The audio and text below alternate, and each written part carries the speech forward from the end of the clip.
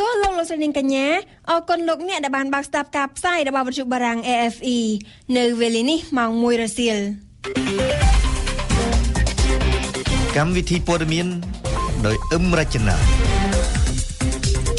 ភាពតានតឹងនៃការចរចារវាងគណៈបកទាំងពីរអាចអូសបន្លាយពេលទៀតប្រជាពលរដ្ឋនិងសង្គមស៊ីវិលមិនជំទាស់ការពន្យាពេលប្រកាសលទ្ធផលបោះឆ្នោតរបស់កជបមនុស្ស60នាក់ស្លាប់បាត់បង់ជីវិតក្នុងការផ្ទុះគ្រាប់បែកអត្តឃាតនៅទីក្រុងបាដាតនាវាទំនិញចិនធ្វើដំណើរទៅអឺរ៉ុបលើកដំបូងតាមមហាសមុទ្រអង់តាក់ទិក RFIក្រៅពីការជជែកគ្នាមិនបានសម្រេចការពីថ្ងៃសុក្រកន្លងទៅគណៈបកប្រជាជនកម្ពុជានិងគណៈបកសង្គ្រោះជាតិនៅមិនទាន់មានការណាត់ជួបគ្នាជាថ្មីនៅឡើយទេចំណុចមិនយល់ស្របគ្នាខ្លាំងនៅក្នុងការពិភាក្សាគ្នាគឺតួអង្គអ្នកធ្វើការងារស៊ើបអង្កេតភាពអំប្រក្តីគណៈបកសង្គ្រោះជាតិបានស្នើឲ្យអង្គការក្រៅរដ្ឋាភិបាលដែលមានជំនាញបោះឆ្នោតជាអ្នកស៊ើបអង្កេតភាពអំប្រក្តីខណៈដែលគណៈបកប្រជាជនកម្ពុជានៅតែទាមទារឲ្យគណៈកម្មាធិការជាតិរៀបចំការបោះឆ្នោតជាអ្នកទទួលបន្ទុកកិច្ចការនេះដោយដែលបានកំណត់ដោយច្បាប់កម្ពុជាសូមអញ្ជើញស្ដាប់លៀងដលុចគណៈបកសង្គ្រោះជាតិកំពុងរងចាំចម្លើយពីគណៈបកប្រជាជនកម្ពុជាចំពោះការណាត់ជួបពិភាក្សាលើកក្រោយទៀតដើម្បីនិយាយអំពីរចនាសម្ព័ន្ធនៃគណៈកម្មការពិសេសចំពោះកិច្ចដោះស្រាយភាពមិនប្រក្រតីនៃការបោះឆ្នោតអ្នកនាំពាក្យគណៈបកសង្គ្រោះជាតិលោកយ៉ែមពញ្ញរិទ្ធបានថ្លែងប្រាប់វិទ្យុបារាំងអន្តរជាតិ RFI នៅព្រឹកនេះថាគណៈបកសង្គ្រោះជាតិរបស់លោកនៅតែមិនយល់ព្រមឲ្យគណៈកម្មាធិការជាតិរៀបចំការបោះឆ្នោតកោជបដែលគណៈបកសង្គ្រោះជាតិយល់ថាជាអ្នកបង្កើតឲ្យមានបញ្ហានោះធ្វើជាអ្នកដឹកនាំគណៈកម្មការចំពោះកិច្ចនិងធ្វើការងារស៊ើបអង្កេតបញ្ហាដដែលនេះឡើយការដាក់ប្រគល់ទូនីតិស៊ើបអង្កេតបញ្ហាមិនប្រក្រតីដល់កោជបគឺជាការចង់បានរបស់គណៈបកប្រជាជនកម្ពុជានេះគឺជាចំណុចខ្ទាស់ដ៏ធំនៃការពិភាក្សារវាងគណៈបកទាំងពីរដែលទំនងជាអាចនឹងអស់បន្លាយពេលយូរទៀតប្រសិនបើគ្មានសម្បទានថ្មីណាមួយទៀតនោះមន្ត្រីជាន់ខ្ពស់នៃការិយាល័យនយោបាយរបស់គណៈបកប្រជាជនកម្ពុជាលោកជៀមយៀបដែលជាអ្នកចូលរួមពិភាក្សាជាមួយនឹងក្រុមតំណាងគណៈបកសង្គ្រោះជាតិកាលពីថ្ងៃសុក្រនោះបានបង្ហាញចំហតឹងរឹងដើម្បីការពារបុព្វសិទ្ធិនិងសុពលភាពរបស់កោជបក្នុងការងារជាអ្នកស៊ើបអង្កេតបញ្ហានៃការបោះឆ្នោតនេះចំពោះលោកជៀមយៀបគណៈបកប្រជាជនកម្ពុជារបស់លោកមិនអាចបំពានច្បាប់ខណៈដែលកោជបបានទទួលអាណត្តិពីរដ្ឋសភាខ្មែរក្នុងការចាត់ចែងការងារបោះឆ្នោតហើយនោះឡើយលោកជៀមយៀបបន្តថាទោះយ៉ាងណាក៏ដោយគណៈបកប្រជាជនកម្ពុជាបានយល់ព្រមឲ្យមានតំណាងអង្គការសហប្រជាជាតិនិងអង្គការក្រៅរដ្ឋាភិបាលក្នុងស្រុកមានសមាជិកភាពធ្វើជាអ្នកសង្កេតការណ៍នៅក្នុងគណៈកម្មការពិសេសចំពោះកិច្ចនេះហើយដែរប្រសិនបើគេស្ដាប់ប្រសាសន៍របស់លោកជៀមយៀបគណៈបកប្រជាជនកម្ពុជាក៏ទំនងជាមិនខ្វល់ពីការទាមទាររបស់គណៈបកសង្គ្រោះជាតិទៀតនោះដែរហើយនៅតែប្រកាន់ខ្លួនថាជាអ្នកឈ្នះនៅក្នុងការបោះឆ្នោតជាមួយនឹងសម្លេងភាគច្រើនដាច់ខាតនៅក្នុងរដ្ឋសភាស្ពតវីដេអូនិងការពិភាក្សាមួយចំនួនដែលនិយាយអំពីការបង្កើតនីតិកាលថ្មីដោយមិនចាំបាច់ចំនួនសមាជិកសភា120រូបដោយការអះអាងរបស់គណៈបកប្រឆាំងនោះត្រូវបានចាក់ផ្សាយតាមបណ្ដាញទូរទស្សន៍ជារៀងរាល់ថ្ងៃបើតាមប្រតិទិនការងាររបស់គណៈកម្មាធិការជាតិរៀបចំការបោះឆ្នោតហៅកាត់ថាកោជបគឺនៅថ្ងៃសៅរ៍ទី10ខែសីហាម្សិលមិញកោជបត្រូវប្រកាសលទ្ធផលបោះឆ្នោតផ្លូវការបឋមលទ្ធផលបោះឆ្នោតដែលប្រជាពលរដ្ឋកំពុងទន្ទឹងរង់ចាំ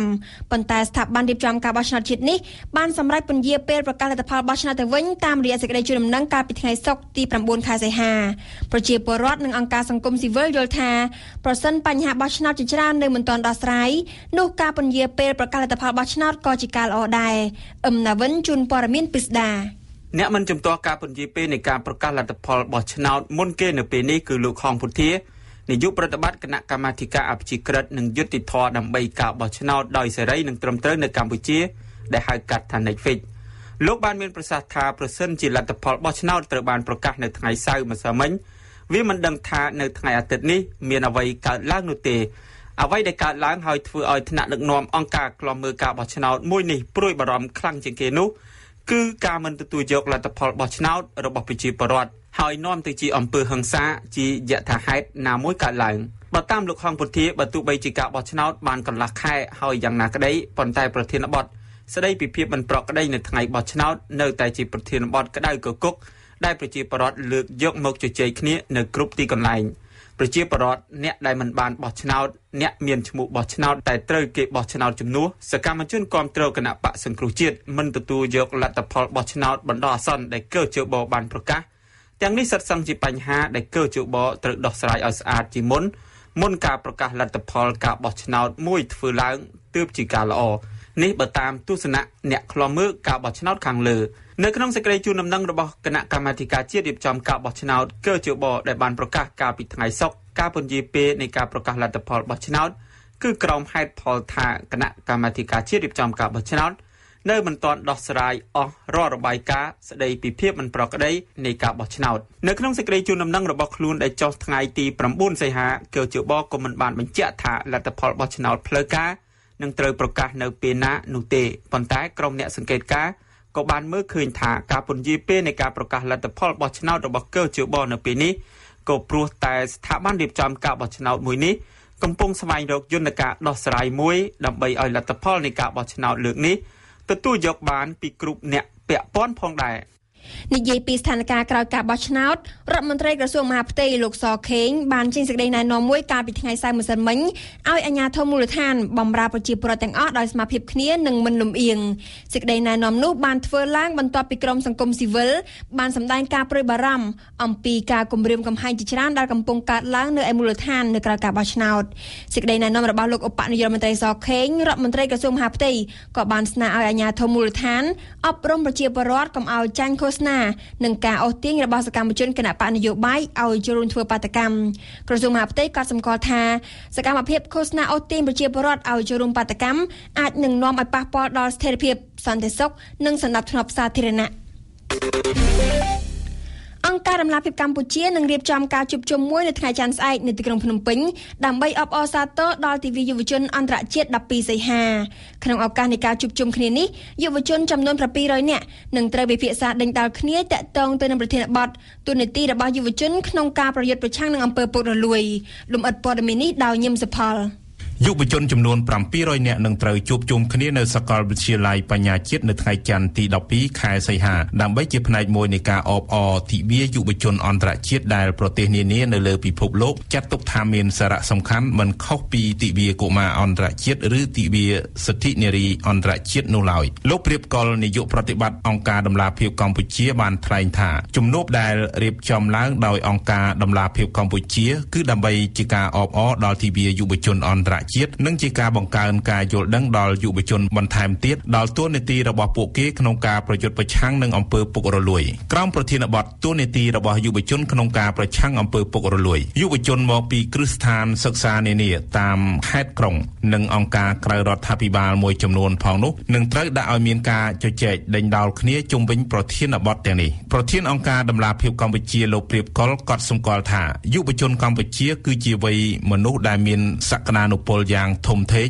និងជាទំពាំងដែលត្រូវស្នងប្រទេសជាតិតកតងទៅនឹងការប្រយុទ្ធប្រឆាំងអំពើពុករលួយក្រៅពីការយល់ដឹងរបស់ពួកគេលើបញ្ហានេះគឺតម្រូវឲ្យមានការផ្ដល់ដល់ពួកគេនៅសកម្មភាពចូលរួមជាក់ស្ដែងបន្ថែមទៀតសូមរំលឹកថាកាលពីដើមខែកក្កដាកន្លងទៅនេះអង្គការដំឡាភិបកម្ពុជាតាមរយៈការសិក្សាស្រាវជ្រាវដោយបច្ចេកទេសច្បាស់លាស់មួយរបស់អង្គការវាស់វែងអំពើពុករលួយជាសកលបង្ហាញថាស្ថាប័នដែលមានអំពើពុករលួយខ្លាំងជាងគេមានស្ថាប័នតុលាការស្ថាប័នប៉ូលីសមន្ត្រីសាធារណៈនិងគណៈបកនយោបាយតាមការឲ្យដឹងពីអង្គការនានាដែលធ្វើការងារតាក់ទងទៅនឹងការប្រឆាំងអំពើពុករលួយបង្ហាញផងដែរថាប្រទេសកម្ពុជាបានបាត់បង់ថវិកាប្រមាណជា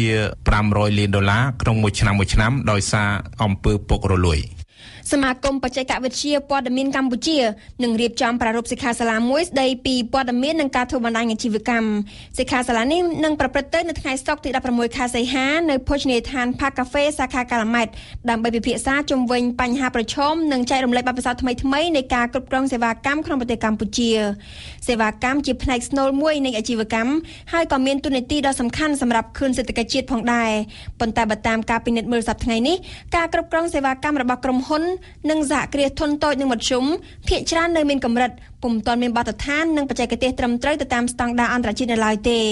បញ្ហានេះបានคล้ายទៅជាក្តីព្រួយបារម្ភមួយដ៏សំខាន់ដែលត្រូវពិចារណាចំពោះអាជីវកម្មធុនតូចនិងមធ្យមព្រមទាំងសហគ្រាសក្នុងស្រុកព្រោះថាសមាហរណកម្មសេដ្ឋកិច្ចអាស៊ាន2015កំពុងតែខិតជិតចូលមកដល់ហើយ យើងផ្ដើមព័ត៌មានអន្តរជាតិនៅប្រទេសអ៊ីរ៉ង់យ៉ាងហោចណាស់មានមនុស្ស60នាក់បានស្លាប់បាត់បង់ជីវិតក្នុងការបំផ្ទុះគ្រាប់បែកអត្តឃាតជាច្រើនកាលពីថ្ងៃសៅរ៍ម្សិលមិញនៅទីក្រុងបាដាតគ្រាប់បែកដាក់ក្នុងឡានប្រមាណជា15កន្លែងបានផ្ទុះជាបន្តបន្ទាប់ក្រុមអាជ្ញាធរប្រចាំនៅក្នុងតំបន់បានឲ្យដឹងថាមនុស្សប្រមាណ300នាក់បានរងរបួសធ្ងន់ក្នុងអំពើភេរវកម្មខាងលើរយៈពេលពេញមួយខែនៃពិធីបុណ្យតមអាហាររ៉ាម៉ាដង់របស់សាសនិកអ៊ីស្លាមមានមនុស្សជាង800នាក់បានស្លាប់ជាបន្តបន្ទាប់នៅក្នុងអំពើភេរវកម្មបំផ្ទុះគ្រាប់បែកនៅទូទាំងប្រទេសអ៊ីរ៉ាក់ឆ្លើយតបទៅនឹងអំពើខាងលើសហរដ្ឋអាមេរិកបានថ្កោលទោសក្រុមប្រព្រឹត្តដែលគេដឹងថាជាបណ្ដាញក្រុមអាល់កៃដានៅអ៊ីរ៉ាក់ហើយអ្នកនាំពាក្យរបស់សេតវិមានបានប្រកាសផ្តល់រង្វាន់ជាទឹកប្រាក់ប្រមាណ$10 លានរាល់ការផ្តល់ព័ត៌មានច្បាស់ការនានាដើម្បីឈានទៅរកការចាប់ខ្លួនមេដឹកនាំអាល់កៃដាក្រុមអាល់កៃដាដែលគេជឿថាជាអ្នកទទួលខុសត្រូវរាល់ការវាយប្រហារភេរវកម្មនានាតាំងពីឆ្នាំ2011មកអំពីប្រទេសចិននាវាទំនិញចិនធ្វើដំណើរមកអឺរ៉ុបលើកដំបូងតាមមហាសមុទ្រអង់តាក់ទិកតើនេះជាលទ្ធផលនៃការឡើងកម្ដៅនៃភពផែនដីនិងការរលាយទឹកកកនៅមហាសមុទ្រអង់តាក់ទិកឬជាលើកទី1ហើយក្នុងប្រវត្តិសាស្ត្រពាណិជ្ជកម្មតាមផ្លូវសមុទ្រដែលនាវាដឹកទំនិញរបស់ចិនបានសម្រេចធ្វើដំណើរពីប្រទេសចិនមកកាន់ទ្វីបអឺរ៉ុបដោយឆ្លងកាត់តាមមហាសមុទ្រទឹកកកអង់តាក់ទិកមានចម្ងាយផ្លូវខ្លីជាងដល់ទៅ2ដងប៉ុន្តែគួរឲ្យស្ដាយដោយគេអាចជ្រើសរើសផ្លូវនេះបានតែ2ខែប៉ុណ្ណោះក្នុងមួយឆ្នាំអៀងសុកមិញជូនព័ត៌មានពិស្ដាចំណាយពេលតែ33ថ្ងៃប៉ុណ្ណោះនាវាដឹកទំនិញរបស់ចិននឹងអាចមកដល់ទ្វីបអឺរ៉ុបដែលជាដៃគូពាណិជ្ជកម្មទី1របស់ខ្លួនពីព្រោះនៅលើកនេះចិនមានផ្លូវកាត់ចេញពីភាគឦសាននៃប្រទេសរួចសូសៀតាមឆ្នេរស៊ីបេរីកាត់តាមមហាសមុទ្រទឹកកកអាកទិកបើប្រៀបធៀបទៅនឹងផ្លូវចាស់ផ្លូវសមុទ្រខាងត្បូងដែលត្រូវឆ្លងកាត់តាមព្រែក GCA គេចំណេញបានដល់ទៅរាប់ពាន់គីឡូម៉ែត្រសម្រាប់អ្នកជំនួញចិនចម្ងាយផ្លូវខ្លីជាងមានន័យថាពេលវេលាប្រគល់ទំនិញឆាប់ជាងអស់ថាមពលក៏តិចជាងនិងជាពិសេសពិតជាប្រកាសថានឹងអាចគេចផុតពីក្រុមចោរសមុទ្រនៅម្ដុំឈូងសមុទ្រអាដិនដែលទំនងជាបុព្វហេតុមួយនៃការឡើងថ្លៃនៃប្រាក់ធានារ៉ាប់រងក៏ប៉ុន្តែដំណើរតាមផ្លូវមហាសមុទ្រទឹកកកអាកទិកកាត់តាមច្រកបេរីងនេះអាចប្រព្រឹត្តទៅកើតតែក្នុងរដូវក្តៅគឺខែសីហានិងកញ្ញាតែប៉ុណ្ណោះក្រៅពីនោះទឹកសមុទ្រកកទាំងអស់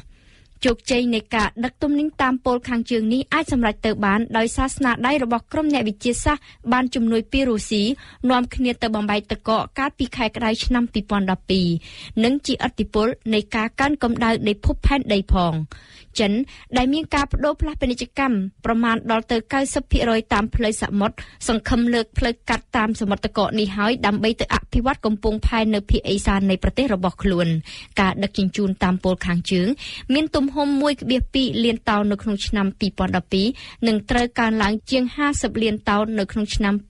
2020ម្យ៉ាងវិញទៀតចិនដែលត្រូវការថាមពលច្រើនជាងគេបំផុតនៅលើពិភពលោកក៏សម្លឹងឃើញធនធានធម្មជាតិឧស្ម័នក្រោមដីនៅក្នុងតំបន់ពលខាងជើងនេះដែលមិនទាន់មាននរណាអាចទាញយកមកប្រើប្រាស់បានមួយដំណាក់នៅឡើយទេចិនទើបបានទទួលឋានៈកាលពីខែឧសភាកន្លងទៅជាអ្នកសង្កេតការណ៍របស់ក្រុមប្រឹក្សាតំបន់អាកទិកដែលជាវេទិកាសហប្រតិបត្តិការអន្តររដ្ឋាភិបាលតកតងទៅនឹងប្រទេសចិនដែរសេដ្ឋកិច្ចរបស់ប្រទេសមហាយៈអាស៊ីមួយនេះកំពុងបន្តបង្ហាញឲ្យឃើញនៅសញ្ញាត្រឹងមួយកន្លែងនិងហាក់ដូចជាមានលបឿនថយបន្តិចតួលេខចេញផ្សាយដោយក្រសួងពន្ធដារកាលពីថ្ងៃប្រហ័សទី8សីហាបង្ហាញថាសំណល់ពាណិជ្ជកម្មបានធ្លាក់ចុះជិត 30% គិតត្រឹមខែកក្កដាក្នុងរយៈពេល1ឆ្នាំទិន្នន័យនេះបានបញ្ជាក់ពីការថយចុះនៃការនាំទំនិញចូលនិងការនាំទំនិញចេញរបស់ចិនក្នុងរយៈពេលប្រមាណខែចុងក្រោយនេះចំណែកកូរ៉េខាងត្បូងកំពុងសាកល្បងផ្លូវអគ្គិសនីសម្រាប់រថយន្តក្រុងនៅក្នុងសប្តាហ៍នេះប្រទេសកូរ៉េខាងត្បូងបានផ្ដើមធ្វើការសាកល្បងផ្លូវអគ្គិសនីជាច្រើនគីឡូម៉ែត្រសម្រាប់ឲ្យរថយន្តក្រុងបើកបររថយន្តក្រុងដែលត្រូវបានរុញច្រានដោយកម្លាំងចរន្តអគ្គិសនីបង្កប់តាមផ្លូវថ្នល់ដោយមិនមានភ្ជាប់ខ្សែភ្លើងមួយខ្សែណាទៅនឹងរថយន្តក្រុងទេនេះជាបច្ចេកវិទ្យាថ្មីដែលនឹងអាចផ្ដល់ចេញនូវអត្ថប្រយោជន៍យ៉ាងច្រើនសូមអញ្ជើញស្ដាប់គូចគុណធារាជាសរុបមានផ្លូវអគ្គិសនីប្រវែង24គីឡូម៉ែត្របានត្រូវសាងសង់ឡើងនៅក្នុងទីក្រុងឧស្សាហកម្មហ្គូមីស្ថិតនៅប៉ែកកណ្ដាលប្រទេសកូរ៉េខាងត្បូងតាមគម្រោងរដ្ឋាភិបាលគ្រោងធ្វើការសាកល្បងលើបច្ចេកវិទ្យាថ្មីនេះរយៈពេល4ខែជាមួយនឹងផ្លូវអគ្គិសនីក្រោមបច្ចេកវិទ្យាថ្មីរថយន្តក្រុងដើរដោយអាគុយមិនត្រូវការចូលទៅសាកអាគុយនៅស្ថានីយ៍ដូចសមមួយដងទេតែត្រូវបានសាកជាប់ជាអចិន្ត្រៃយ៍ដោយការបាញ់បញ្ជូនភ្លើងអគ្គិសនីបង្កប់នៅតាមថ្នល់ដែលរថយន្តនោះបកកាត់តាមពិតទៅខ្សែភ្លើងអគ្គិសនីត្រូវបានគេបង្កប់តែនៅទីកន្លែងណាដែលរថយន្តក្រុងនោះឧស្សាហ៍ឈប់ដូចយ៉ាងនៅកន្លែងភ្លើងក្រហមឬមួយក៏នៅចំណតដែលមានមនុស្សរងចាំជិះ គឺនៅពេលឈប់ម្ដងនោះឯងដែលអាគុយរបស់វាបានផ្ដើមសាកពីប្រព័ន្ធភ្លើងបង្កប់ក្រោមថ្នល់បច្ចេកវិទ្យាថ្មីនេះត្រូវបានអភិវឌ្ឍដោយវិទ្យាស្ថានវិទ្យាសាស្ត្រនិងបច្ចេកវិទ្យាដ៏ល្បីនៅកូរ៉េត្បូងឈ្មោះ Gale បច្ចេកវិទ្យាថ្មីនេះបានជួយកាត់បន្ថយការចំណាយក្នុងការសាងសង់ស្ថានីយ៍សម្រាប់សាករថយន្តដើរដោយអាគុយការសាងសង់ស្ថានីយ៍ដែលត្រូវការទីកន្លែងនិងមានការចំណាយយ៉ាងច្រើនសម្បើមម្យ៉ាងទៀតបច្ចេកវិទ្យាថ្មីនេះក៏បានអនុញ្ញាតឲ្យមានការកាត់បន្ថយទំហំអាគុយដែរពលគឺមិនចាំបាច់មានអាគុយធំសម្រាប់ស្តុកភ្លើងយូរនោះទេព្រោះវាត្រូវបានសាកជាអចិន្ត្រៃយ៍ដោយប្រព័ន្ធភ្លើងបង្កប់តាមថ្នល់រួចហើយយ៉ាងណាក៏ដោយទោះបីជាការសាងសង់ផ្លូវអគ្គិសនីនោះមានតម្លៃថោកជាងការសាងសង់ស្ថានីយ៍ក៏ដោយក៏រថយន្តក្រុងដើរដោយអាគុយក្រោមបច្ចេកវិទ្យាថ្មីនោះមានតម្លៃថ្លៃដែរមួយគ្រឿងតម្លៃមិនតិចជាង$60,000ទេយើងបញ្ចប់ព័ត៌មានអន្តរជាតិដល់និយាយអំពីប្រជាជននៅភាគខាងត្បូងប្រទេសហ្វីលីពីនកាលពីថ្ងៃសៅរ៍ម្សិលមិញកសិករហ្វីលីពីនប្រមាណ 2,000 នាក់បានចាក់ចេញពីផ្ទះសម្បែងបន្ទាប់ពីមានការប្រយុទ្ធគ្នាសារជាថ្មីរវាងកងកម្លាំងរដ្ឋាភិបាលនិងក្រុមឧទាមមូស្លីមគ្រួសារជាច្រើនបានវិច្ចសម្ពាយខោអាវនិងអាហារព្រមទាំងសត្វគោក្របីជំនះខ្លួនទៅភូមិជនបទណាប៉ាឡាស្ថិតក្នុងកោះមីនដាណាវតែប្រសិនបើស្ថានភាពគ្រោះថ្នាក់កាន់តែកើនឡើងនោះប្រជាកសិករហ្វីលីពីននឹងចាក់ចេញបន្តទៅកាន់ទីក្រុងភីគីតដែលនៅជិតនោះ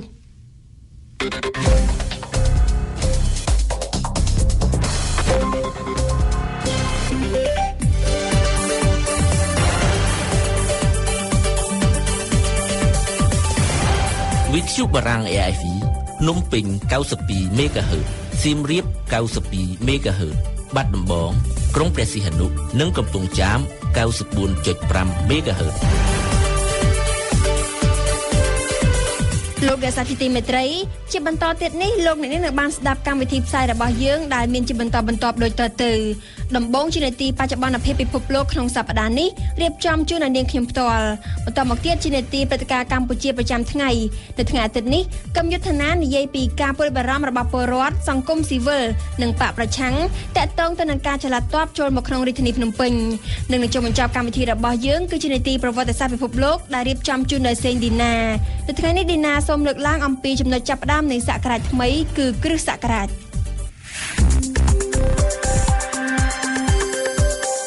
បច្ចុប្បន្នភាពពិភពលោកក្នុងសប្តាហ៍នេះ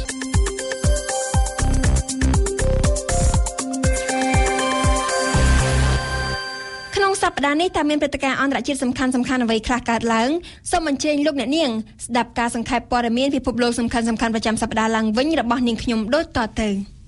កាលពីថ្ងៃច័ន្ទទី5សីហាកន្លងទៅសហរដ្ឋអាមេរិកបានប្រកាសថាស្ថានទូតនិងកុងស៊ុលខ្លួនចំនួន19កន្លែងនៅមជ្ឈមបូព៌ានិងអាហ្វ្រិកត្រូវបន្តបិទទ្វាររហូតដល់ថ្ងៃទី10ខែសីហាដើម្បីសុវត្ថិភាពសន្តិសុខរបស់បុគ្គលិកការងារទាំងអស់រួមទាំងអ្នកបំពេញបេសកកម្មនានាផ្សេងទៀតរបស់អាមេរិកដែលត្រូវធ្វើដំណើរទៅទីនោះវិធានការសុវត្ថិភាពសន្តិសុខនេះធ្វើឡើងបន្ទាប់ពីអាមេរិកបានទទួលការគំរាមកំហែងភេរវកម្មជាច្រើនដ៏គួរឲ្យជឿជាក់បានពីសំណាក់ក្រុមឧទាមអាល់កៃដាសូមស្ដាប់ឡើងវិញសេចក្តីរាយការណ៍របស់ព្រំស៊ឿនសូលីណាដែលវិទ្យុបារាំង AFE ចាក់ផ្សាយរួចកាលពីថ្ងៃច័ន្ទកន្លងទៅស្ថានទូតនិងកុងស៊ុលអាមេរិក19កន្លែងនៅមជ្ឈមបូព៌ានិងអាហ្វ្រិកដែលត្រូវបន្តបិទទ្វារពីថ្ងៃច័ន្ទនេះរហូតដល់ថ្ងៃសៅរ៍10សីហានោះរួមមានស្ថានទូតជាង15ដែលបិទទ្វាររួចហើយកាលពីថ្ងៃអាទិត្យនិងស្ថានទូត4ថ្មីផ្សេងទៀតស្ថានទូតទាំងនេះមាននៅប្រទេសអេស៊ីបយេម៉ែនរ៉ូដានី កាតា អារ៉ាប៊ីសាអូឌីតឬក៏រូវ៉ាន់ដាជាដើមការបន្តបិទទ្វារនេះគឺដើម្បីការពារសន្តិសុខបុគ្គលិកការងារក្នុងស្រុកនិងបណ្ដាបេសកជនអាមេរិកដែលត្រូវធ្វើដំណើរទៅទីនោះដោយឡែកនៅថ្ងៃច័ន្ទនេះស្ថានទូតអាមេរិកផ្សេងៗទៀតដែលបានបិទទ្វាររួចមកហើយនៅអ៊ីរ៉ាក់អាល់ហ្សេរីឬក៏អាហ្វហ្គានីស្ថានជាដើមនោះនឹងបើកទ្វារដំណើរការឡើងវិញបន្ទាប់ពីទទួលការគំរាមកំហែងភេរវកម្មជាច្រើនដែលអាចយកជាការបានពីសំណាក់ក្រុមឧទាមអាល់កៃដាមកអាមេរិកបានប្រកាសកាលពីថ្ងៃប្រហ័សមុនថានឹងបិទទ្វារស្ថានទូតនិងកុងស៊ុលយ៉ាងហោចណាស់ក៏25កន្លែងដែរទីភ្នាក់ងារស៊ើបការសម្ងាត់អាមេរិកបានចាប់បានសម្លេងសន្ទនារវាងក្រុមឧទាមអាល់កៃដានិងបណ្ដាញខ្លួនស្ដីពីសកម្មភាពរៀបចំគម្រោងវាយប្រហារអាមេរិកក្នុងព័ត៌មានទាំងនេះក៏មានប្រាប់ពីថ្ងៃខែនៃការវាយប្រហារផងដែរក្រុង Washington គិតថាការវាយប្រហារនេះនឹងធ្វើឡើងនៅមជ្ឈមបូព៌ាឬក៏នៅជុំវិញស្ថានទូតណាមួយមេដឹកនាំក្រុមអាល់កៃដាថ្មី Al-Zawahiri បានចោទអាមេរិកថាបានរួមដៃជាមួយកងទ័ពអេស៊ីបទម្លាក់ប្រធានាធិបតី Morsi តាក់ទងនឹងសវត្ថិភាពសន្តិសុខនេះដែរបណ្ដាប្រចាំប្រទេសដូចជាបារាំងអង់គ្លេសនិងអាល្លឺម៉ង់ក៏បានប្រកាសបិទទ្វារស្ថានទូតខ្លួននៅទីក្រុងសាណាប្រទេសយេម៉ែនផងដែរកាលពីថ្ងៃអាទិត្យកាណាដាបានសម្រេចចិត្តបិទទ្វារស្ថានទូតខ្លួននៅបង់ក្លាដេសថ្ងៃអង្គារទី6សីហាគឺជាថ្ងៃគម្រប់ខួប68ឆ្នាំនៃការទម្លាក់គ្រាប់បែកប៉ារ៉ាម៉ាណូនៅហ៊ីរ៉ូស៊ីម៉ាក្នុងសម័យសង្គ្រាមលោកលើកទី2ជាព្រឹត្តិការណ៍ដែលជំរុញឲ្យជប៉ុនប្រកាសសុំចូលចាញ់សង្គ្រាមនៅចំថ្ងៃខួបនៃការទម្លាក់គ្រាប់បែកនៅហ៊ីរ៉ូស៊ីម៉ានេះជប៉ុនក៏បានដាក់បង្ហាញជាសាធារណៈផងដែរនៅនាវាចម្បាំងដ៏ថ្មីសន្លាងមួយនិងជានាវាចម្បាំងដ៏ធំបំផុតដែលជប៉ុនមិនធ្លាប់មានចាប់តាំងពីក្រោយសង្គ្រាមលោកលើកទី2មកសូមអញ្ជើញស្ដាប់សេចក្តីរាយការណ៍របស់សេនឌីណាដែលវិទ្យុយើងចាក់ផ្សាយរួចកាលពីថ្ងៃអង្គារកន្លងទៅនៅព្រឹកថ្ងៃអង្គារនេះនៅក្នុងទីក្រុងហ៊ីរ៉ូស៊ីម៉ាមនុស្សរាប់ម៉ឺននាក់ដែលរួមមានទាំងក្រុមគ្រួសារជនរងគ្រោះនិងជនរងគ្រោះដែលនៅរស់រានមានជីវិតព្រមទាំងមន្ត្រីរដ្ឋាភិបាលជប៉ុននិងមន្ត្រីទូតបរទេសបាននាំគ្នាធ្វើការជួបជុំគ្នានិងធ្វើការស្មឹងស្មាតនៅក្រៅស្នូលជួងបានបន្លឺឡើងនៅម៉ោង 8:15 នាទីព្រឹកម៉ោងក្នុងស្រុកម៉ោងដែលគ្រាប់បែកប៉ារ៉ាម៉ាណូទី1ត្រូវបានយន្តហោះចម្បាំងអាមេរិកទម្លាក់លើទីក្រុងហ៊ីរ៉ូស៊ីម៉ាកាលពីថ្ងៃទី6ខែសីហាឆ្នាំ1945គ្រាប់បែកប៉ារ៉ាម៉ាណូមួយគ្រាប់នេះបានសម្លាប់មនុស្សប្រមាណជា 14,000 នាក់មុននឹងគ្រាប់បែកមួយគ្រាប់ទៀតត្រូវបានអាមេរិកទម្លាក់នៅ Nagasaki 3 ថ្ងៃក្រោយគឺនៅថ្ងៃទី9ខែសីហាដែលបណ្ដាលឲ្យមនុស្សយ៉ាងតិច 70,000 នាក់ផ្សេងទៀតបាត់បង់ជីវិតការទម្លាក់គ្រាប់បែកប៉ារ៉ាម៉ាណូទាំងពីរក្រុមនេះបានជំរុញឲ្យជប៉ុនប្រកាសសុំចុះចាញ់សង្គ្រាមនិងឈានទៅបញ្ចប់សង្គ្រាមលោកលើកទី2នៅថ្ងៃទី15ខែសីហាឆ្នាំ1945នៅក្នុងពិធីរំលឹកខួប68ឆ្នាំនៃការទម្លាក់គ្រាប់បែកប៉ារ៉ាម៉ាណូនៅព្រឹកថ្ងៃអង្គារនេះចៅហ្វាយក្រុងហ៊ីរ៉ូស៊ីម៉ាបានថ្លែងសន្យាចំពោះប្រលឹងជនរងគ្រោះថាយើងនឹងធ្វើអ្វីៗគ្រប់បែបយ៉ាងតាមដែលអាចធ្វើទៅបានដើម្បីកសាងពិភពលោកមួយប្រកបដោយសុខសន្តិភាពក៏ប៉ុន្តែកប់ជួននឹងថ្ងៃរំលឹកខួបនៃការទម្លាក់គ្រាប់បែកប៉ារ៉ាម៉ាណូនេះពិធីមួយទៀតត្រូវបានរដ្ឋាភិបាលជប៉ុនរៀបចំធ្វើឡើងនៅទីក្រុងយូកូហាម៉ាដើម្បីដាក់ឲ្យដំណើរការនៅនាវាដ៏ធំបំផុតមួយដែលជប៉ុនមិនធ្លាប់សាងសង់ចាប់តាំងពីក្រោយសង្គ្រាមលោកលើកទី2មក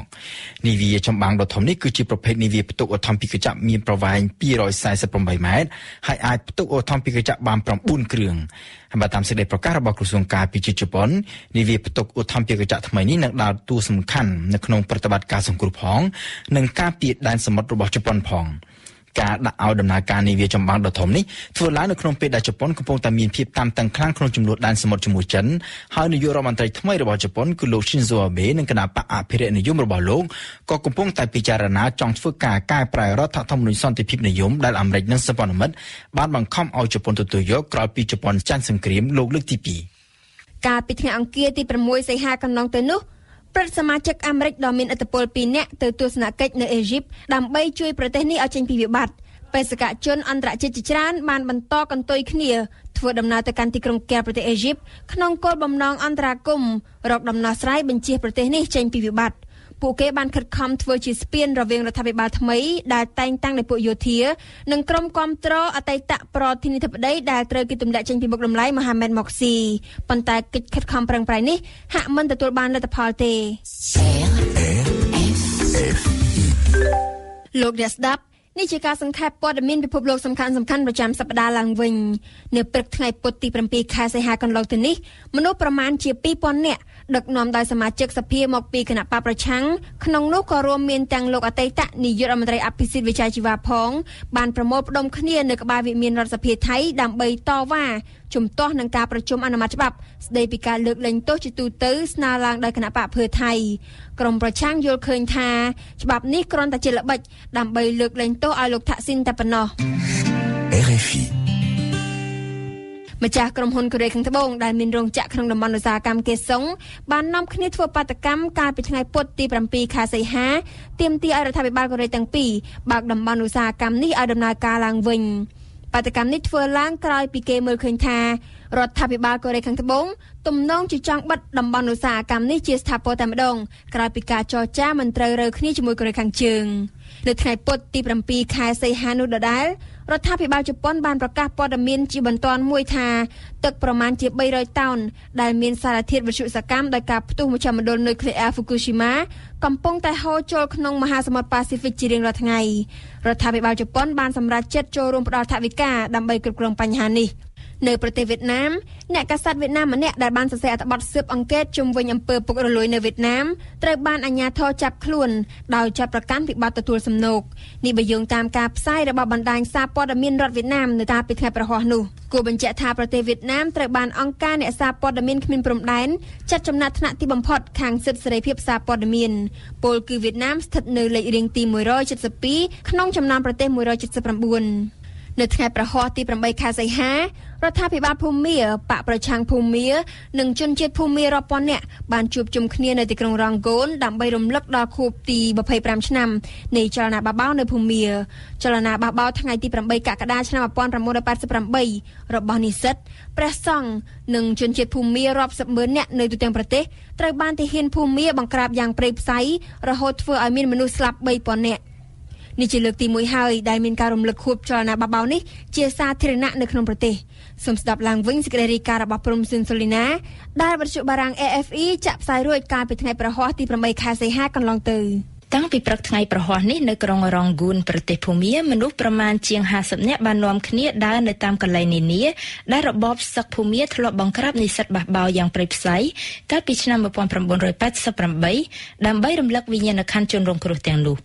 សកម្មភាពរំលឹកខួបនៅថ្ងៃនេះនឹងមានការចូលរួមពីបកកាន់អំណាចបកប្រឆាំងអ្នកការទូតនានាព្រមទាំងជនជាតិភូមារាប់ពាន់អ្នកផ្សេងទៀតផងដែរ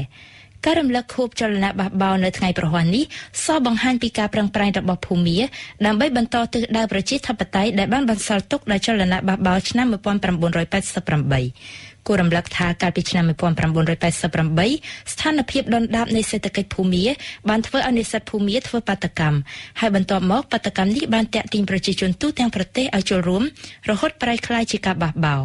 នៅឆ្នាំនោះទាហានភូមានៅមានការស្ទាក់ស្ទើរនៅឡើយមុននឹងសម្រេចចិត្តបង្ក្រាបបាតកម្មទាំងនេះការបង្ក្រាបដល់ព្រៃផ្សៃបានសម្លាប់មនុស្សប្រហែល 3000 នាក់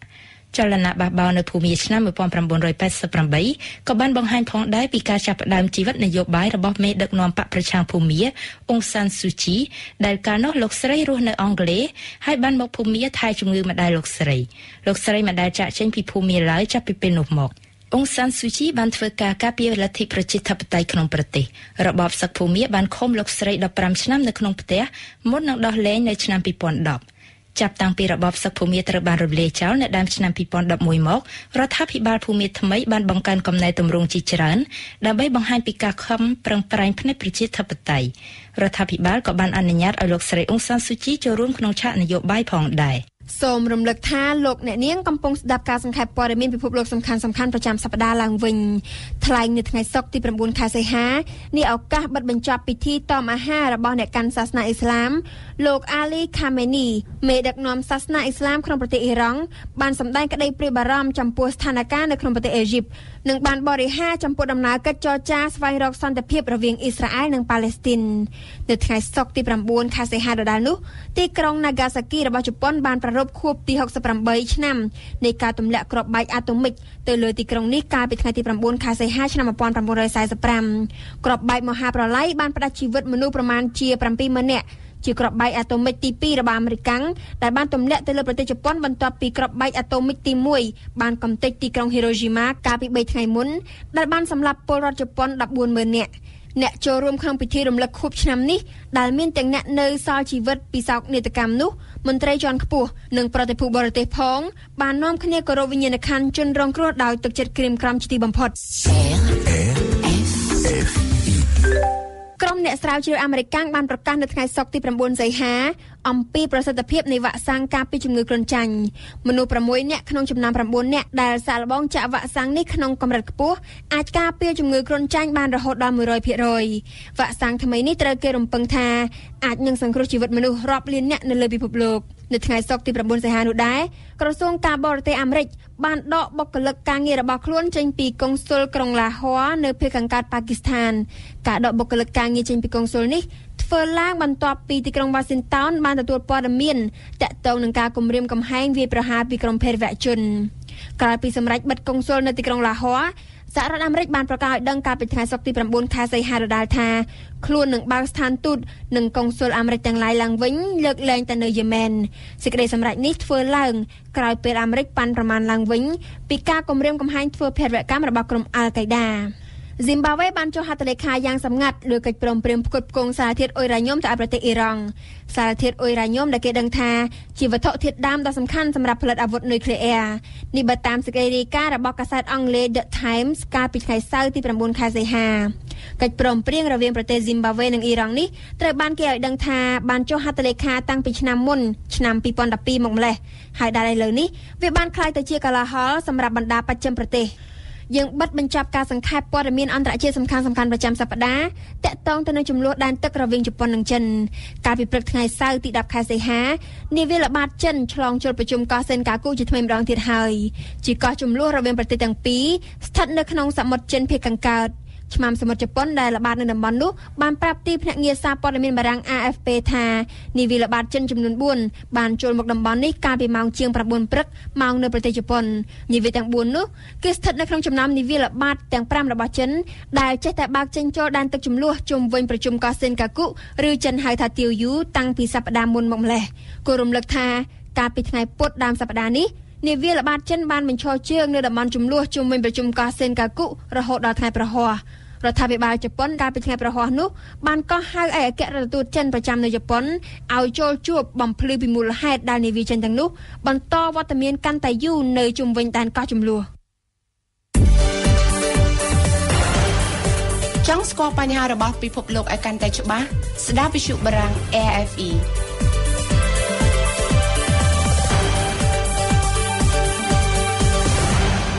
លោកអ្នកនាងកំពុងស្ដាប់កម្មវិធីព័ត៌មានរបស់វិទ្យុបារាំង AFE នៅវេលានេះម៉ោង 1:31 នាទីរសៀលមុននឹងឈានចូលដល់កម្មវិធីផ្សាយផ្សេងទៀតខ្ញុំសូមសង្ខេបព័ត៌មានសំខាន់ៗជូនលោកអ្នកស្ដាប់ឡើងវិញក្រោយពីការជជែកគ្នាមិនបានសម្រេចកាលពីថ្ងៃសុក្រកន្លងទៅ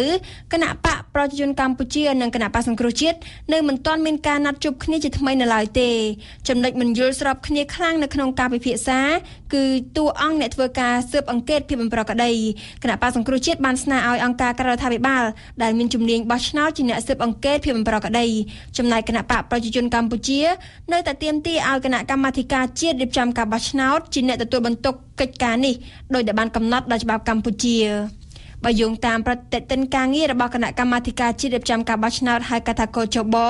គឺនៅថ្ងៃសៅរ៍ទី10ខែសីហាម្សិលមិញកោចបត្រូវប្រកាសលទ្ធផលបោះឆ្នោតផ្លូវការបឋមលទ្ធផលបោះឆ្នោតដែលប្រជាពលរដ្ឋកំពុងតែទន្ទឹងរង់ចាំប៉ុន្តែស្ថាប័នរៀបចំការបោះឆ្នោតជាតិនេះបានសម្រេចពន្យាពេលប្រកាសលទ្ធផលបោះឆ្នោតទៅវិញតាមរយៈសេចក្តីជូនដំណឹងកាលពីថ្ងៃសុក្រទី9ខែសីហា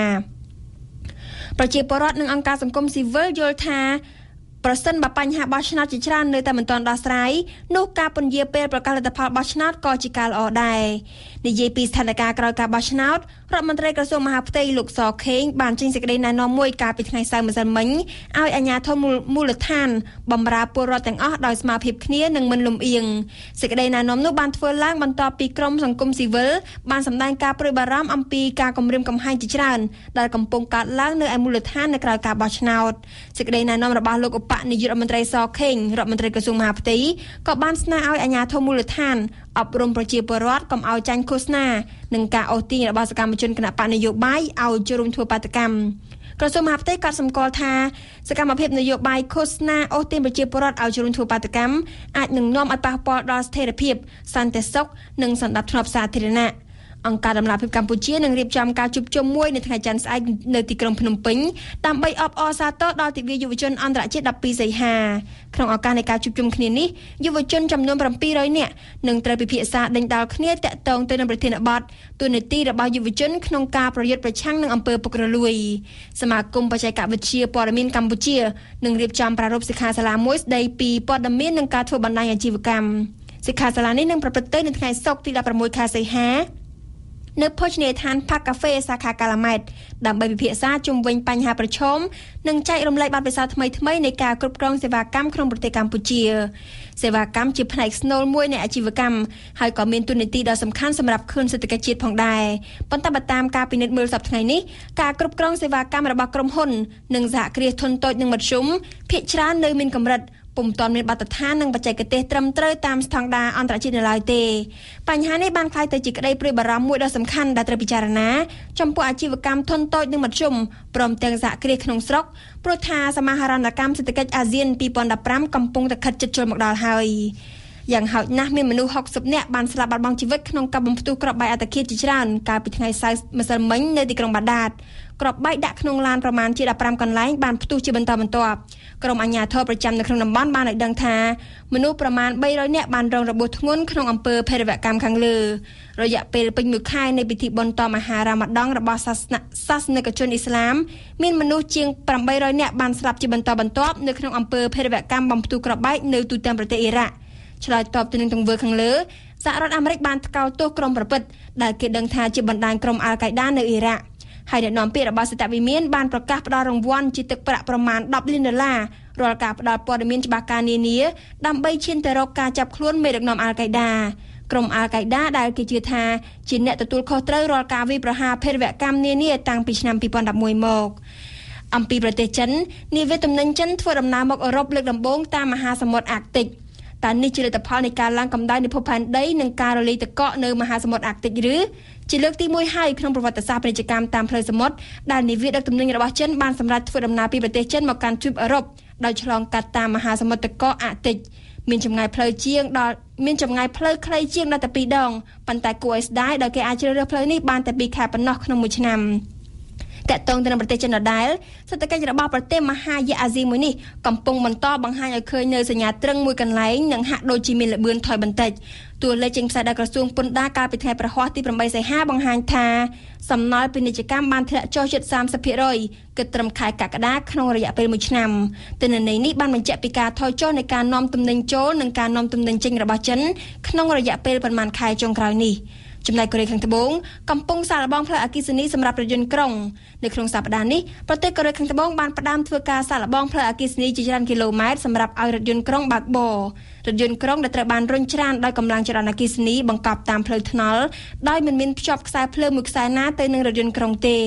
នេះជាបច្ចេកវិទ្យាថ្មីដែលនឹងអាចផ្ដល់ចេញនូវអត្ថប្រយោជន៍បានយ៉ាងច្រើននៅភាគខាងត្បូងប្រទេសហ្វីលីពីនឯណោះវិញកាលពីថ្ងៃសៅរ៍ម្សិលមិញកសិករហ្វីលីពីនប្រមាណ 2000 នាក់បានចាក់ចេញពីផ្ទះសម្បែងបន្ទាប់ពីមានការប្រយុទ្ធគ្នាសារជាថ្មីរវាងកងកម្លាំងរដ្ឋាភិបាលនិងក្រុមឧទាមមូស្លីមគ្រួសារជាច្រើនបានវិច្ចសំពាយខោអាវនិងអាហារព្រមទាំងសត្វគោក្របីជំលះខ្លួនទៅភូមិជនបទណាឡាប៉ានស្ថិតក្នុងកោះមីនដាណាវតែប្រសិនបើស្ថានភាពកាន់តែគ្រោះថ្នាក់នោះប្រជាកសិករហ្វីលីពីននឹងចាក់ចេញបន្តទៅកាន់ទីក្រុងភីគីតដែលនៅជិតនោះ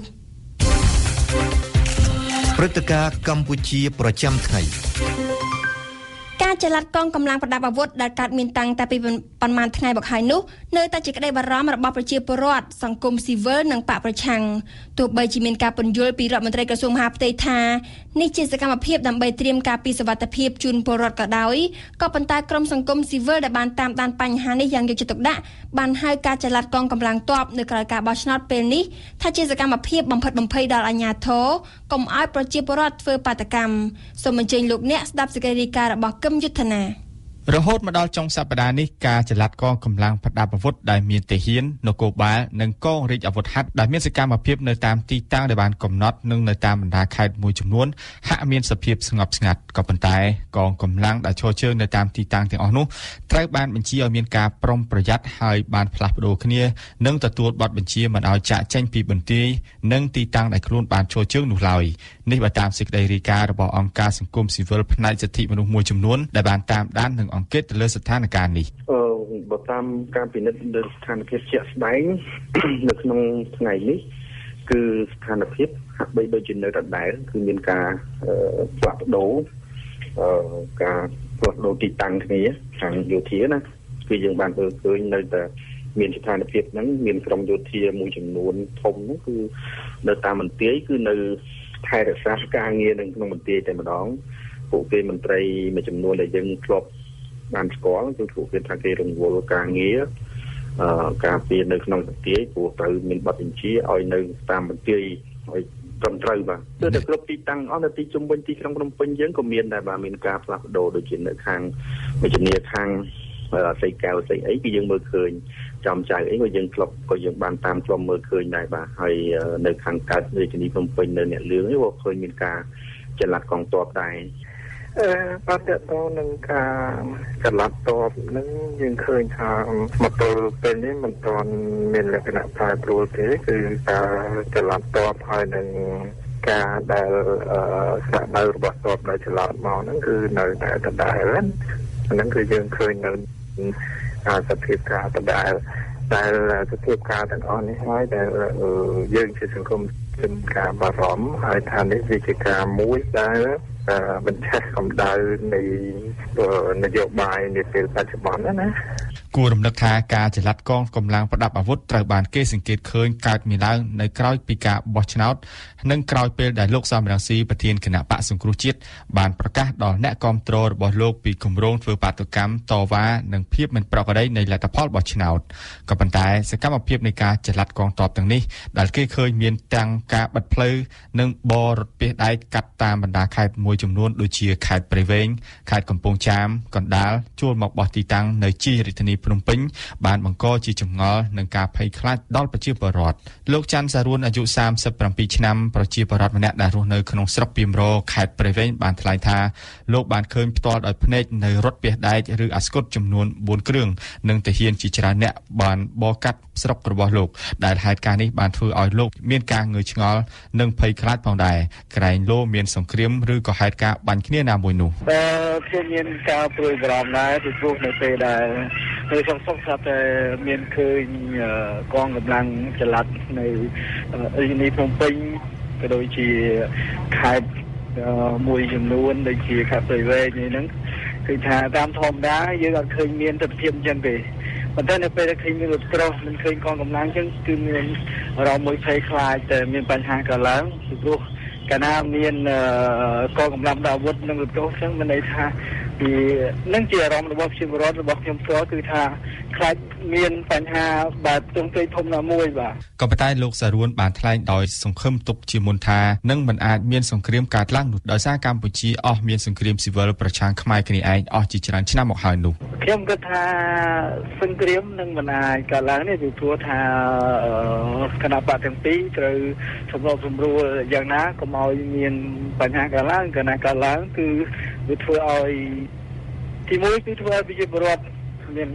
ការភ័យខ្លាចហើយប្រទេសយើងជាប្រទេសលទ្ធិជាតបតៃហើយខ្ញុំគិតថារដ្ឋាភិបាលនឹងរកដំណោះស្រាយដោយសន្តិភាពដើម្បីដោះស្រាយជៀសវាងនៅបញ្ហាសង្គ្រាមពីព្រោះគណៈសង្គ្រាមកាលឡើងមានការបំផ្លាញទាំងអស់តែម្ដងបាទដោយឡែកលោកច័ន្ទសូវេតមន្ត្រីស៊ើបអង្កេតរបស់អង្គការអាត60ដែលបានតាមឃ្លាំមើលស្ថានភាពនេះយ៉ាងយកចិត្តទុកដាក់បានថ្លែងថាសកម្មភាពចល័តកងកម្លាំងប្រដាប់អាវុធបានធ្វើឲ្យប្រជាពលរដ្ឋមានការព្រួយបារម្ភដោយសារតែពួកគាត់បានមើលឃើញស្ថានភាពយោធាបែបនេះគឺពួកគាត់អាចយល់ថាស្ថានភាពស្រុកទេសអាចកើតមានភាពចលាចលឬក៏សង្គ្រាមណាមួយក៏ថាបានខណៈដែលពួកគាត់ធ្លាប់បានឆ្លងកាត់សកម្មភាពបែបនេះនិងខានឃើញសកម្មភាពបែបនេះអស់ជាច្រើនឆ្នាំកន្លងមកហើយនោះហើយពលរដ្ឋគាត់និយាយតគ្នានេះជានៅតាមតុកកាហ្វេក្តីនៅតាមកន្លែងទីប្រជុំជនផ្សេងអ្នកផ្សារអីក្តីគាត់និយាយថាការប្រើប្រាស់យោធាអញ្ចឹងហាក់បីដូចជាការគំរាមកំហែងមកលើប្រជាជនដែរមិនឲ្យប្រជាជនចូលរួមចំណែកទៅលើបញ្ហាអីមួយឬក៏ខ្លាចប្រជាជនធ្វើបាតកម្មឬក៏ខ្លាចថាគណៈបកសង្គ្រោះជាតិនឹង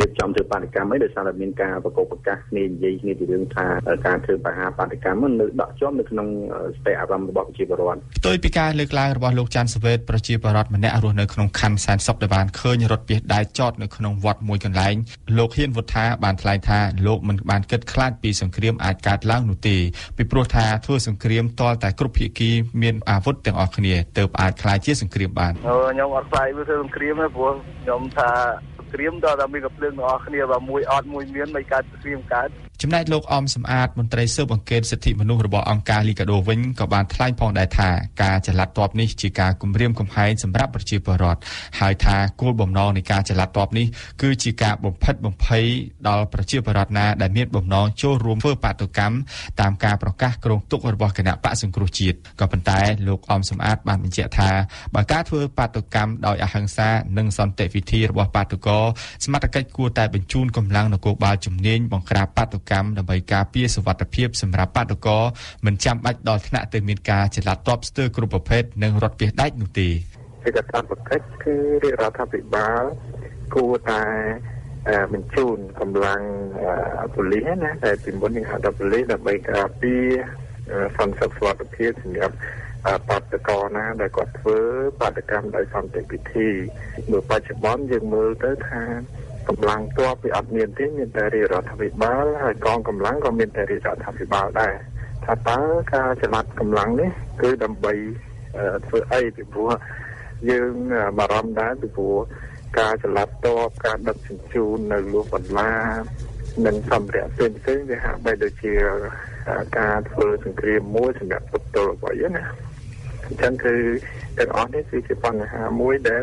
ធ្វើឲ្យប្រជាពលរដ្ឋផិតភ័យទោះយ៉ាងណាក៏ដោយពាក់ព័ន្ធនឹងការចល័តកងទ័ពនេះដែលបានកើតឡើងនាប៉ុន្មានថ្ងៃចុងក្រោយនេះត្រូវបានរដ្ឋមន្ត្រីក្រសួងមហាផ្ទៃលោកសខេងបានអះអាងថាការចល័តទ័ពគ្រាន់តែជាកិច្ចការធម្មតាមួយប៉ុណ្ណោះដើម្បីត្រៀមការពារសុវត្ថិភាពសុខសន្តិភាពជូនប្រជាពលរដ្ឋការពិតគឺថាប្រហែលជាព័ត៌មាននេះមិនខុសទេពីការជាព័ត៌មានមួយដែលត្រឹមត្រូវប៉ុន្តែគាត់ខ្ញុំសូមជម្រាបជូនថាកន្លងទៅនេះគឺអាដាមសំស៊ីគាត់ជាតែមានយោបល់បន្តពីកន្លែងមួយទៅកន្លែងមួយដល់ទៅ7លើកបើខ្ញុំមិនច្រឡំទេអំពីមហាបាតុកម្មហើយក្រឹកក្រែងអញ្ចឹងប៉ុន្តែខ្ញុំបានបញ្ជាក់ជាបន្តរួចហើយតាមរយៈលិខិត2ផងហើយតាមរយៈខ្ញុំថ្លែងការណ៍នៅទីនេះក្នុងជាមួយអ្នកសារព័ត៌មានថាបាតុកម្មគឺជាសិទ្ធិរបស់គណៈបកនយោបាយហើយប៉ុន្តែគឺយើងត្រូវធ្វើក្នុងក្របខ័ណ្ឌច្បាប់ប្រកបដោយសន្តិវិធីហើយរដ្ឋាភិបាលធម្មតាគឺថាប្រទេសណាក៏ដោយគឺតើតែមានភារកិច្ចដើម្បីរក្សាសន្តិសុខនិងសេរីភាពសម្រាប់ប្រទេសអញ្ចឹងហើយខ្ញុំមិនដឹងថាតើគាត់អាចនឹងគ្រប់គ្រង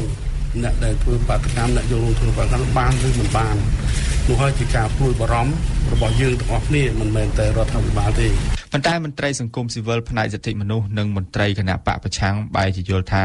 រហូតដល់ពេលនេះអ្នកនយោបាយកម្ពុជាគួរមានភាពចាស់ទុំនៅក្នុងការដោះស្រាយបញ្ហាដោយសន្តិវិធីមិនចាំបាច់ដល់ថ្នាក់ប្រើកម្លាំងយោធាអ្វីនោះឡើយដំណាក់កាលនេះទៅហើយអ្នកនយោបាយដែលមានភាពចាស់ទុំទៅហើយយើងគួរតែជជែកបន្តទៅទៀតពីព្រោះយើងស្វាគមន៍យើងឃើញថាគណៈបកទាំងពីរនេះបានចូលមកអង្គុយជជែកជាមួយគ្នាដើម្បីដោះស្រាយបញ្ហាជាពិសេសគឺគណៈកម្មការក្នុងការស៊ើបអង្កេតទៅលើភាពមិនប្រក្រតីក្នុងការបោះឆ្នោតហ្នឹងបាទអញ្ចឹងគឺយើងឃើញថាការអភិវឌ្ឍនៅជំហានទៅមុខហើយអញ្ចឹងការប្រើប្រាស់នៅកងកម្លាំងទ័ពកងកម្លាំងប្រដាប់អាវុធនេះគួរតែកុំកើតមាននៅក្នុងកលៈទេសៈនេះបាទអញ្ចឹងបើសិនជានៅមានការចល័តការអីជាបន្តទៅទៀតធ្វើឲ្យវាប៉ះពាល់ទៅដល់បញ្ហានៃការអង្គុយជជែកគ្នាដើម្បីដោះស្រាយទៅលើបញ្ហាភាពមិនប្រក្រតីនៃការបោះឆ្នោតកន្លងមកនោះបាទជាពលរដ្ឋគឺថាចល័តតបស្រាប់អីចឹងវាធ្វើឲ្យមានរូបភាពព្រួយបារម្ភទៅដល់ប្រជាពលរដ្ឋហើយរូបភាពបែបនេះគឺជារូបភាពនៃអំពើហិង្សាដែលតែមួយគេមិនចង់បាន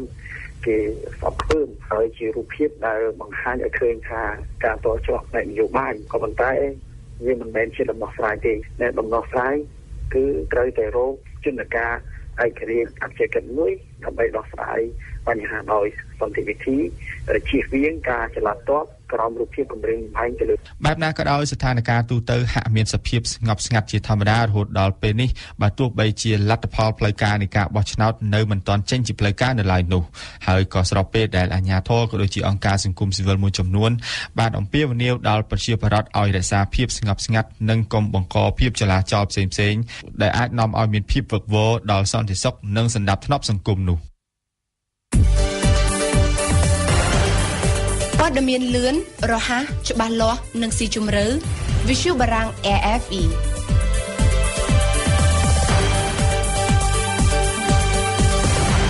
អរគុណយុទ្ធនាដែលបានរៀបចំសេចក្តីរាយការណ៍ស្ដីពីការព្រួយបារម្ភរបស់ភាគីនានាពាក់ព័ន្ធនឹងការចល័តទ័ពនៅក្នុងរាជធានីភ្នំពេញ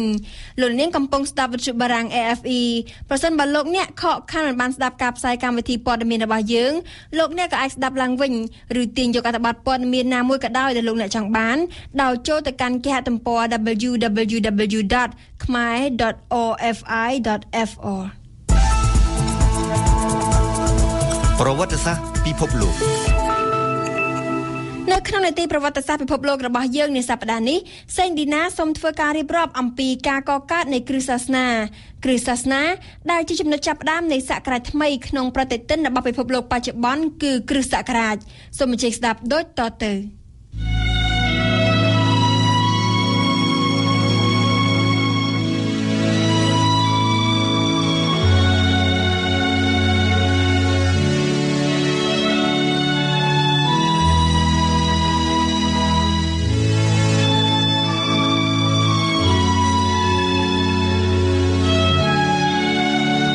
យើងដឹងហើយថាប្រជាជនយូវីដែលជាប្រទេសទូចមួយនៅតំបន់មេឌីទែរ៉ាណេត្រង់ដែនដីប៉ាឡេស្ទីននិងអ៊ីស្រាអែលនាសម័យកាលបច្ចុប្បន្នគឺជាប្រជាជនដែលបានបង្កើតមុនគេនៅមនោគមវិជ្ជាសាសនាដ៏ថ្មីស្រឡាងមួយដែលមានមូលដ្ឋានលើជំនឿថាព្រះពិតមានតែមួយគឺព្រះជាម្ចាស់ដែលបានបង្កើតនិងមានអំណាចលើអ្វីៗទាំងអស់នៅលើចក្រវាឡទាំងមូលមនោគមវិជ្ជាសាសនារបស់ពួកយូវីនេះគេឲ្យឈ្មោះថាសាសនាយូដាក៏ប៉ុន្តែកាលពី 2000 ឆ្នាំមុនសាសនាយូដានេះបានបែកមែកធៀងទៅជាសាសនាថ្មីមួយទៀតគឺគ្រិស្តសាសនាយូដារបស់ជនជាតិយូវីនិងគ្រិស្តសាសនាដែលជាសាសនាគោរពដោយប្រជាជនភាគច្រើនលើសលប់នៅលើពិភពលោកនាពេលបច្ចុប្បន្នតាមការពិតទៅមានដំណើររឿងដើមរួមគ្នាគឺដំណើររឿងដែលមានកត់ត្រាទុកនៅក្នុងសញ្ញាចាស់នៃគម្ពីរប៊ីបនិងគម្ពីរតូរ៉ារបស់ពួកយូវីសាសនាយូដានិងគ្រិស្តសាសនាមានជំនឿដូចគ្នាភាគច្រើនដូចជាជំនឿទៅលើព្រះតែមួយដែលបង្កើតគ្រប់អ្វីៗទាំងអស់ជំនឿបែបសុទិដ្ឋិនិយមដែលថាថ្ងៃអនាគតអ្វីៗអាចនឹងប្រសើរឡើងហើយមនុស្សជាតិចាំបាច់ត្រូវតែខិតខំប្រឹងប្រែងដើម្បីឲ្យស្ថានភាពរបស់ខ្លួនបានប្រសើរឡើងមនុស្សចាំបាច់ត្រូវតែចេះងើបឡើងឬបំរាស់ពីការជិះជាន់ដោយមិនត្រូវដេករង់ចាំវាសនាឬប្តីផ្ដួលទទួលភាពអយុត្តិធម៌ដោយចាត់ទុកថាជាផលដែលទទួលបានមកពីកម្មដែលខ្លួនបានធ្វើពីមុនទាំងសាសនាយូដានិងគ្រិស្តសាសនាសុទ្ធតែមានជំនឿដូចគ្នាថាព្រះបានបង្កើតមនុស្សទាំងអស់ឲ្យមានសិទ្ធិស្មើគ្នាមិនថាស្រីមិនថាប្រុសមិនថាជាតិសាសន៍ឬពណ៌សម្បុរអ្វីនោះទេដែលនេះគឺជាចំណុចចាប់ផ្ដើមមួយដែលឈានទៅបង្កើតទស្សនៈទាននៃសិទ្ធិមនុស្សជាសកលនៅក្នុងពិភពលោកនាពេលបច្ចុប្បន្នក៏ប៉ុន្តែសាសនាយូដានិងគ្រិស្តសាសនាបានដើរមកដល់ផ្លូវបំបែកជាមួយនឹងការចាប់កំណើតរបស់ព្រះយេស៊ូវនៅស្រុកណាសារ៉េតដែនដីអ៊ីស្រាអែលការចាប់កំណើតដែលជាចំណុចចាប់ផ្ដើមនៃសករាជថ្មីក្នុងប្រតិទិនរបស់ពិភពលោកបច្ចុប្បន្នគឺគ្រិស្តសករាជសម្រាប់អ្នកកាន់គ្រិស្តសាសនាគេមានជំនឿថាព្រះយេស៊ូវគឺជាព្រះសង្គ្រោះដែលគេហៅថាព្រះយេស៊ូវគ្រីស្ទដែលមកជួយរំដោះមនុស្សពីអំពើបាបនិងពីទំនៀមទម្លាប់ដ៏ចាស់គំរិលនិងដ៏តឹងតែងរបស់សាសនាយូដាដូចជាការកាត់ស្បែកនិងការហាមឃាត់មិនឲ្យទទួលទានសាច់សត្វនេះឬសត្វនោះជាដើមម្យ៉ាងទៀតតាមសេចក្តីបង្រៀនរបស់ព្រះយេស៊ូវព្រះជាម្ចាស់ទ្រង់គឺជាវិញ្ញាណដែលមានវត្តមាននៅគ្រប់ទីកន្លែងទាំងអស់ហើយមិនមែននៅតែក្នុងវិហារនោះទេដូច្នេះមនុស្សគ្រប់គ្នាទាំងអស់អាចអធិដ្ឋានទៅព្រះពីគ្រប់ទីកន្លែងទាំងអស់ហើយអាចតាក់ទងដោយផ្ទាល់ជាមួយនឹងព្រះជាម្ចាស់ដោយមិនចាំបាច់ឆ្លងកាត់តាមមន្ត្រីសង្ឃដូចជាទំនៀមទម្លាប់របស់សាសនាយូដាពីមុនមកនោះទេការបង្រៀនទាំងអស់នេះហើយដែលធ្វើឲ្យមន្ត្រីសង្ឃនៃសាសនាយូដាដែលមិនត្រឹមតែបដិសេធមុនទទួលស្គាល់ព្រះយេស៊ូវថាជាព្រះសង្គ្រោះនោះទេក៏ប៉ុន្តែថែមទាំងចាត់ទុកព្រះអង្គថាជាអ្នកបះបោរប្រឆាំងនឹងសាសនាយូដាទៀតផងដូច្នេះហើយបានជាពួកគេចាប់បញ្ជូនព្រះអង្គទៅឲ្យអាជ្ញាធររ៉ូមប្រហារជីវិតនៅលើឈើឆ្កាងសាវករបស់ព្រះយេស៊ូវដែលមានជំនឿថាព្រះអង្គបានរស់ពីសគត់ឡើងវិញនៅថ្ងៃទី3បាននាំគ្នាបន្តចែកចាយសេចក្តីបង្រៀនរបស់ព្រះអង្គទៅដល់មនុស្សគ្រប់គ្នាហើយបានបង្កើតទៅជាវិហារឬក្រុមជំនុំនិងសហគមន៍ដែលគេហៅថាគ្រីស្ទៀនគឺអ្នកដែលមានជំនឿលើព្រះយេស៊ូវគ្រីស្ទសហគមន៍ដែលបានរីកសាយភាយកាន់តែធំឡើងរហូតទៅស្ទើរតែពាសពេញពិភពលោក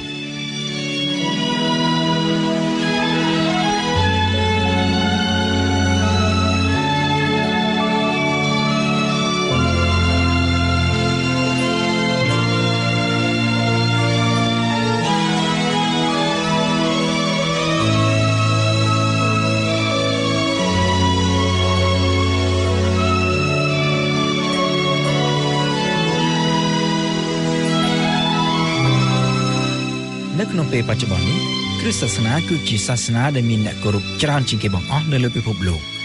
បើគិតជាសរុបគ្រប់ក្រុមនិងគ្រប់និកាយទាំងអស់គ្រិស្តសាសនិកជននៅទូទាំងពិភពលោកមានចំនួនជាង 2000 លាននាក់ធៀបនឹងអ្នកកាន់សាសនាអ៊ីស្លាមដែលមានប្រមាណជា 1500 លាននាក់និងអ្នកកាន់ពុទ្ធសាសនាប្រមាណជា 1200 លាននាក់មានអ្នកខ្លះ បានចោទជាសំណួរឡើងថាតើហេតុអ្វីបានជាគ្រិស្តសាសនាអាចពង្រីកឥទ្ធិពលរបស់ខ្លួនរហូតបានក្លាយទៅជាសាសនាដ៏ធំបំផុតនៅលើពិភពលោកនាពេលបច្ចុប្បន្ននេះសម្រាប់អ្នកកាន់គ្រិស្តសាសនាចម្លើយគឺសាមញ្ញបំផុតគឺដោយសារតែនេះគឺជាសាសនានៃសេចក្តីពិតការជឿទៅលើព្រះពិតដែលមានតែមួយសម្រាប់អ្នកប្រវត្តិសាស្ត្រខ្លះវិញគេបានព្យាយាមបកស្រាយតាមបែបប្រវត្តិសាស្ត្រដែលគេគិតថាការរីកសាយភាយនៃគ្រិស្តសាសនានៅលើពិភពលោកនេះក៏មិនខុសពីការរីកសាយភាយនៃអរិយធម៌ក្រិកដែរគឺមានកត្តាចម្បងដូចគ្នានោះគឺចក្រភពរ៉ូមដែលកាលពីដំបូងបានធ្វើការបៀតបៀនធ្វើទុកបុកម្នេញពួកអ្នកកាន់គ្រិស្តសាសនាក្រោយមកបានคล้ายបន្តិចម្ដងទៅជាចក្រភពនៃគ្រិស្តសាសនានៅសតវត្សទី4នៃគ្រិស្តសករាជអធិរាជនៃចក្រភពរ៉ូមឈ្មោះកុងស្តង់តាំងដែលកាន់អំណាចពីឆ្នាំ306ដល់ឆ្នាំ337បានប្រែខ្លួនជាគ្រិស្តសាសនិកជនហើយបានកំណត់ឲ្យចក្រភពរ៉ូមយកគ្រិស្តសាសនាជាសាសនារបស់រដ្ឋហើយឥទ្ធិពលនៃគ្រិស្តសាសនាក៏បានរីកសាយភាយទៅតាមអំណាចនៃចក្រភពរ៉ូមដែនដីរ៉ូមទៅដល់ត្រឹមណាឥទ្ធិពលនៃគ្រិស្តសាសនាក៏បានទៅដល់ទីនោះក៏ប៉ុន្តែដោយសារតែចក្រភពរ៉ូមត្រូវបានពុះចែកជាពីរគឺចក្រភពរ៉ូមខាងលិចដែលមានរាជធានីនៅរ៉ូមនិងចក្រភពរ៉ូមខាងកើតមានរាជធានីនៅកុងស្តង់ទីណូបអាជ្ញាធរគ្រប់គ្រងវិហារគ្រិស្តសាសនាក៏មានការបែងចែកជាពីរដែរគឺគ្រិស្តសាសនាខាងកើតនៅកុងស្តង់ទីណូបនិងគ្រិស្តសាសនាខាងលិចនៅទីក្រុងរ៉ូមនៅពេលដែលចក្រភពរ៉ូមត្រូវដួលរលំនៅឆ្នាំ476នៃគ្រិស្តសករាជ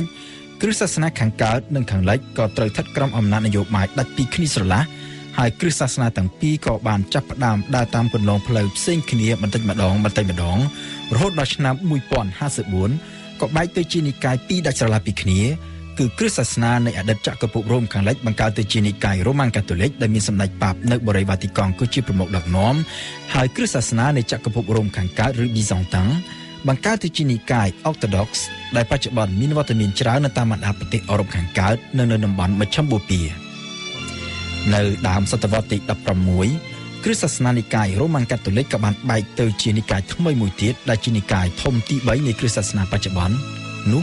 គឺនិកាយប្រូតេស្តង់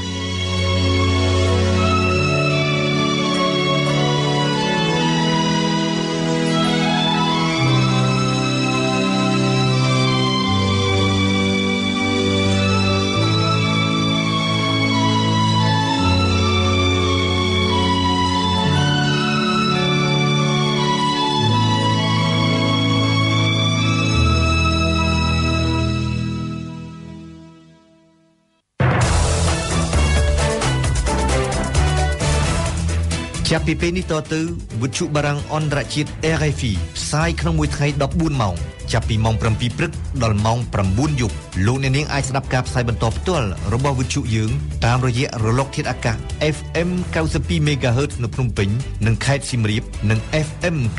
94.5 MHz នៅខេត្តកំពង់ចាមបាត់ដំបងនិងខេត្តព្រះសីហនុលោកអ្នកស្ដាប់វិទ្យុបារាំង AFE កម្មវិធីព័ត៌មានរយៈពេល1ម៉ោងរបស់វិទ្យុយើងជិតដល់ទីបញ្ចប់ហើយនៅពេលនេះខ្ញុំសូមជូនព័ត៌មានសង្ខេបឡើងវិញក្រោយពីការជជែកគ្នាមិនបានសម្រេចកាលពីថ្ងៃសុក្រកន្លងទៅគណៈបកប្រជាជនកម្ពុជានិងគណៈបកសង្គ្រោះជាតិនៅមិនទាន់មានការណាត់ជួបគ្នាជាថ្មីនៅឡើយទេចំណុចមិនយល់ស្របគ្នាខ្លាំងនៅក្នុងការពិភាក្សាគឺតួអង្គអ្នកធ្វើការងារស៊ើបអង្កេតភាពអំប្រក្តីគណៈបកសង្គ្រោះជាតិបានស្នើឲ្យអង្គការក្រៅរដ្ឋាភិបាលដែលមានជំនាញក្នុងការបោះឆ្នោតជាអ្នកស៊ើបអង្កេតភាពអំប្រក្តីខណៈដែលគណៈបកប្រជាជនកម្ពុជានៅតែទាមទារឲ្យគណៈកម្មាធិការជាតិរៀបចំការបោះឆ្នោតជាអ្នកទទួលបន្ទុកកិច្ចការនេះដោយដែលបានកំណត់ដោយច្បាប់កម្ពុជាអង្គការដំណាភៀបកម្ពុជានឹងរៀបចំការជួបជុំមួយនៅថ្ងៃច័ន្ទស្អែកនៅទីក្រុងភ្នំពេញដើម្បីអបអរសាទរដល់ទិវាយុវជនអន្តរជាតិ12សីហាក្នុងឱកាសនៃការជួបជុំគ្នានេះយុវជនចំនួន700នាក់នឹងត្រូវពិភាក្សាដេញដោលគ្នាតាក់ទងទៅនឹងប្រធានបទទូនាទីរបស់យុវជនក្នុងការប្រយុទ្ធប្រឆាំងនឹងអំពើពុករលួយយ៉ាងហោចណាស់មានមនុស្ស60នាក់បានស្លាប់បាត់បង់ជីវិតក្នុងការបំផ្ទុះគ្រាប់បែកអត្តឃាតជាច្រើនកាលពីថ្ងៃសៅរ៍ម្សិលមិញនៅទីក្រុងបាដាតគ្រាប់បែកដាក់នៅក្នុងឡានប្រមាណជាង15កន្លែងបានផ្ទុះជាបន្តបន្ទាប់ក្រុមអាជ្ញាធរប្រចាំនៅក្នុងតំបន់បានឲ្យដឹងថាមនុស្សប្រមាណ300នាក់បានរងរបួសធ្ងន់នៅក្នុងអំពើភេរវកម្មខាងលើនេះនៅភាគខាងត្បូងប្រទេសហ្វីលីពីនកាលពីថ្ងៃសៅរ៍ម្សិលមិញកសិករហ្វីលីពីនប្រមាណ 2000 នាក់បានចាក់ចេញពីផ្ទះសម្បែងបន្ទាប់ពីមានការប្រយុទ្ធគ្នាសារជាថ្មីរវាងកងកម្លាំងរដ្ឋាភិបាលនិងក្រុមឧទាមមូស្លីមគ្រួសារជាច្រើនបានវិច្ចសម្ពាយខោអាវនិងអាហារព្រមទាំងសត្វគោក្របីជំនះខ្លួនទៅភូមិជនបទ ណាឡាប៉ានស្ថិតក្នុងកោះមីនដាណាវតែប្រសិនបើស្ថានភាពកាន់តែគ្រោះថ្នាក់នោះប្រជាកសិករហ្វីលីពីននឹងចាក់ចេញបន្តទៅកាន់ទីក្រុងភីគីតដែលនៅជិតនោះលោកអ្នកនាងស្ដាប់ជាទីមេត្រីយើងខ្ញុំសូមថ្លែងអំណរគុណចំពោះភក្ដីភាពរបស់អស់លោកអ្នកនាងដែលបានតាមដានស្ដាប់កម្មវិធីព័ត៌មានរបស់វិទ្យុបារាំង AFE កម្មវិធីព័ត៌មានរបស់វិទ្យុយើងរយៈពេលពេញ1ម៉ោងបានឈានដល់ទីបញ្ចប់ហើយសូមលោកអ្នកនាងរងចាំស្ដាប់កម្មវិធីព័ត៌មានរបស់យើងចាប់ពីម៉ោង7ដល់ម៉ោង8យប់នេះជាបន្តទៀតរៀបចំជូនដោយរិទ្ធមូនីកាខ្ញុំសូមអរគុណសុខឿនដែលបានជួយផ្នែកបច្ចេកទេសនៅពេលនេះនាងខ្ញុំអឹមរចនានិងសហការីនៃវិទ្យុបារាំង AFE ទាំងអស់សូមអរគុណសូមគោរពលា